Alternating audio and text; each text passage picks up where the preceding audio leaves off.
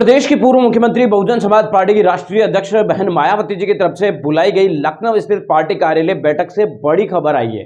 BSP supremo Mayawati ji ने इस बैठक के अंदर एक बार फिर से अपने पुराने कानून कायदे और नियमों के अनुसार चलने का फैसला लिया और एक बार फिर से जो मान्यवर कांशीराम साहब ने बामचेप बनाई थी, उस बामचेप को सक्रिय करने का प्लान है वो बीएसपी की तरफ से किया जा रहा है। बहुजन समाज पार्टी की तरफ से पहले बामचेप वो चला करती थी, लेकिन धीरे धीरे बामचेप वो पूरी तरीके से निष्क्रिय हो गई और आप सभी जानते हैं कि उसके बाद बीएसपी का भी जनाधार वो लगातार घटता गया है।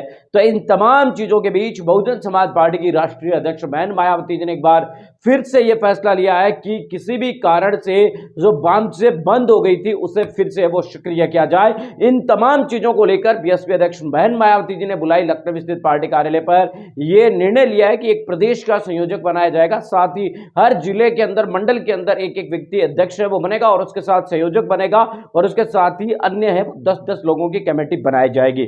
मिल रही जानकारी के अनुसार आपको बता दें कि बामचेप को प्रदेश स्तर पर एक बार फिर से सक्रिय किया जाएगा।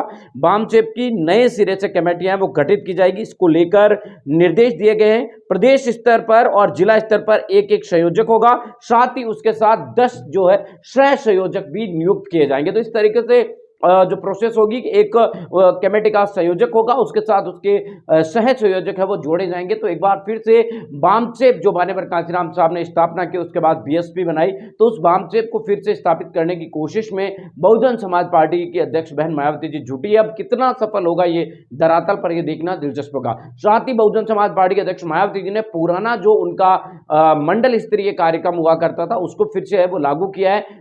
कई सीटों के ऊपर मंडल है वो बनाए गए, कई जो विधानसभा लोकसभा की सीटें उनको जोड़कर मंडल है वो बनाए गए और उसके अध्यक्ष भी चुन लिए गए। पार्टी की तरफ से मिल रही जानकारी के अनुसार 3 मंडल बनाए गए। एक सेक्टर की व्यवस्था को फिर से समाप्त करते हुए मंडल स्तरीय व्यवस्था लागू कर दी गई है। हर मंडल पर एक को मुख्य कोऑर्डिनेटर और उसके साथ ही 3 सहयोग बनाए गए, तो 3 से 4 कोऑर्डिनेटर रखा रखे हैं। तो इसी तरीके से अगर हम लखनऊ मंडल की बात करें तो विजय प्रताप, शमसुद्दीन रायनी, अखिलेश अंबेडकर और माजी लाल अंबेडकर को यहाँ पर लखनऊ मंडल की जिम्मेदारी दी गई है और इसी तरीके से बाकी मंडलों की जिम्मेदारी भी अलग अलग लोगों को सौंपी गई है। तो यानी कि पुराना जो मंडल स्तरीय विभाजन है उसको वापस लागू करना, साथ ही बामचेप को फिर से सक्रिय करने का प्लान बीएसपी की तरफ से बनाया गया।